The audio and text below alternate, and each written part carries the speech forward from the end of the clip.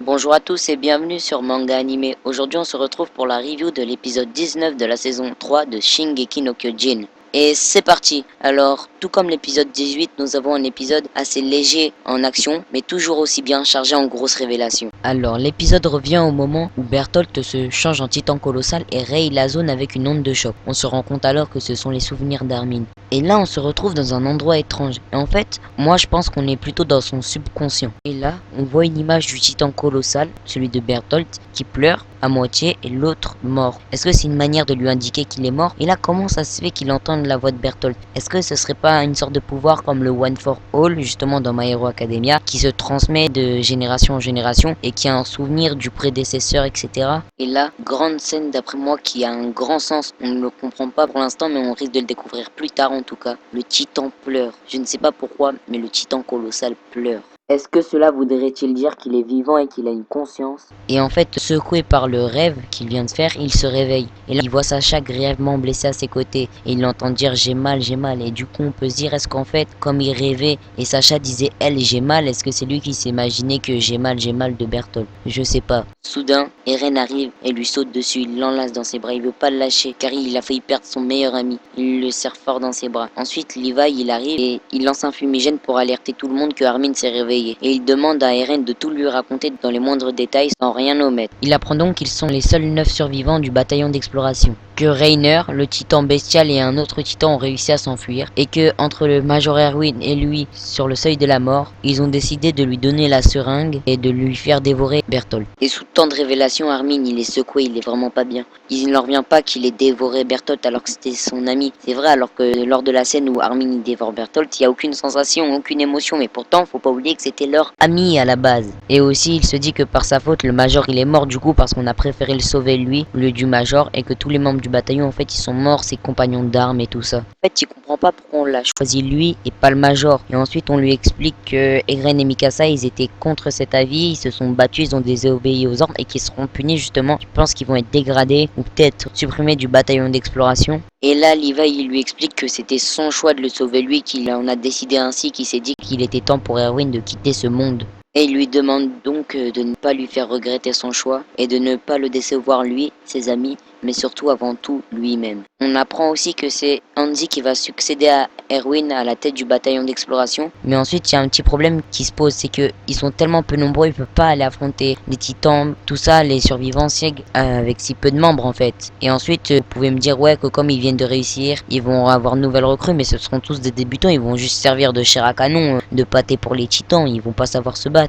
Et là, maintenant, ils vont aller récolter le fruit de leur dur labeur. L'objectif de cette bataille, les informations contenues dans la cave. Et ce sera donc Eren qui possède la clé, et Mikasa comme c'est sa sœur et qui a vécu avec lui. Levi comme il sait se défendre, et Andy comme elle prend la tête du bataillon d'exploration qui iront dans la cave. Les autres feront les guets. Et là, ils parcourent la ville à la recherche de leur cave. Et ils revivent les moments de leur enfance, avec la marchande, les villageois, leurs amis, Hannes, et avec la personne la plus chère à leurs yeux qu'ils ont perdue ce jour-là, leur mère.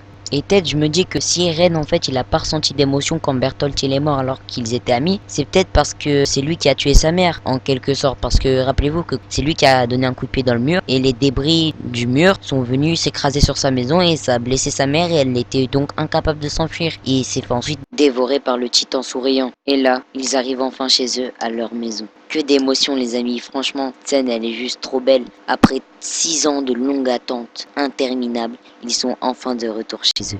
Et ensuite là ils essaient de déblayer l'entrée de la cave, ils arrivent à enlever les débris et les décombres qui bouchent l'entrée. Et là, ça y est, ils descendent à la cave. On va enfin savoir tous les secrets qui régissent l'énigme sur les titans. Tout, on va tout savoir. Et là, au moment d'ouvrir la porte, Eren entre la clé dans la serrure. Mais là, il se rend compte que ce n'est pas la bonne. Et là, Levi, il vient, il enfonce la porte. Il respecte rien, alors que c'était l'ancien lieu de travail de leur père où eux-mêmes n'avaient pas le droit d'entrer. Lui, il arrive comme ça, il casse la porte. Et là, ça y est, c'est le truc, les amis, qu'on attend depuis le début du manga. Depuis tant d'années, ils entrent dans la cave. Sauf que là, il y a quelque chose de spécial en fait. C'est qu'elle n'est pas spéciale. Ça ressemble juste à un laboratoire scientifique, tout simplement pour médecins. Et là ensuite, ils disent qu'il a dû cacher les secrets et les informations quelque part pour éviter que ça tombe entre les mains de l'ennemi justement. Du coup, il cherche, il ne trouve rien. Et Mikasa, faisant tomber un verre qui lui rappelait un souvenir avec son père, remarque un trou de serrure dans le meuble. Elle appelle Eren et celui-ci utilise la clé. Et le cadenas s'ouvre. Et là, le tiroir est vide. Et là, tu comprends qu'ils ont fait tout ça pour rien. Mais Levi, il lui dit de regarder s'il n'y a pas un double fond. Et il y en avait effectivement un. Et il trouve alors 3 carnets, ainsi que de la menthe poivrée et du charbon de bois pour protéger des insectes et de l'humidité. Et tout ceci fut caché dans un double fond, dans un tiroir caché dans un meuble qui se situe dans une pièce secrète cachée aux yeux de tout le monde. Vous vous rendez compte de ce qu'il doit avoir dans ces carnets, l'importance de ce qu'il doit avoir pour que le père d'Eren, Grisha, ait pris toutes ses précautions. Et là, ils ouvrent le livre et ils ne voient qu'une photo. Ensuite, on revient avec le souvenir de l'ancien camarade d'Erwin qui lui dit que celui-ci, justement, il pensait qu'il y avait une civilisation au-delà des murs car rien n'avait prouvé qu'il n'y en avait pas une. Et justement, il se rend compte que sûrement il avait raison car c'est de là que Annie Bertolt Reiner viennent. Et j'ai déjà fait une vidéo sur le sujet et je vous invite justement à aller la voir. Le lien sera dans la description. Pendant ce temps, les dirigeants attendent avec impatience le retour du bataillon d'exploration. Et là, on leur annonce qu'il est revenu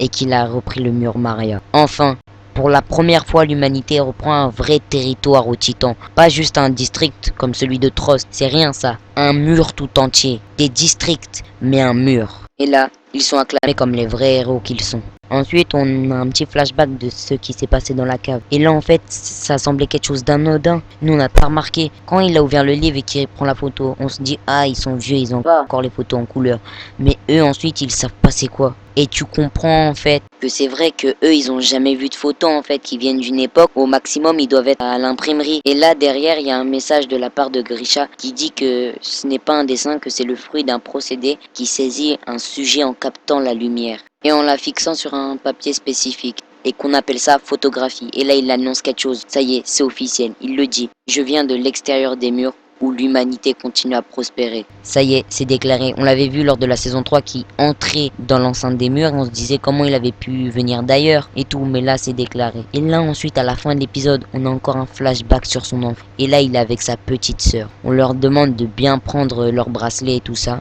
Et là, tu vois qu'ils ont une ville en briques et tout, que c'est développé, tout ça, c'est pas en pierre comme à l'intérieur des murs. Et là, qu'est-ce que tu vois? Un Zelpin dans le ciel. Carrément, un Zelpin. Ils ont des Zelpins. Vous en rendez compte de leur avancée technologique? Eux, ils doivent être au moins à l'industrie, peut-être même au niveau technologique de la Seconde Guerre mondiale. Et ensuite, on remarque plusieurs choses. Que d'un côté, il y a des bâtiments riches et d'un autre côté, il y a des bâtiments pauvres et qui sont séparés par une sorte d'enceinte. Et la mère de Grisha lui disait de ne pas dépasser l'enceinte. Et on comprend genre que ça doit être une sorte de ségrégation, une séparation entre les riches et les pauvres. Et qu'on peut pas passer d'un côté à l'autre. Et là, il y a sa petite sœur, elle dit, moi j'aimerais bien monter dans un Zelpin et tout. Et ensuite, tu lui dis, viens, on va aller voir ça de nous-mêmes. Et là, il vient et il dit quelque chose d'intéressant. Il dit, d'après mon professeur, la piste d'atterrissage ne doit pas être très loin. Cela veut dire que ni lui, ni son professeur ne sont sortis une seule fois de l'enceinte des murs pour vérifier leur hypothèse. Et là, ça confirme toute ma théorie sur la civilisation au-delà des murs, une technologie plus avancée et tout ça. Et que je vous invite justement à aller voir. Et du coup, là, j'attends avec impatience le prochain chapitre. Car là, on va voir des révélations très très importantes à mon avis. Du coup, c'est la fin de la review. Si la vidéo t'a plu ou si tu trouves qu'il y a un sujet que j'ai pas assez bien évoqué dans la vidéo, n'hésite pas à me le dire dans les commentaires. Du coup, commente, partage. Et si tu as aimé la vidéo et pour soutenir la passion de SNK, n'hésite pas à lâcher un petit pouce bleu, à t'abonner et activer la cloche si ce n'est pas déjà fait. Sur ce, salut fans de SNK.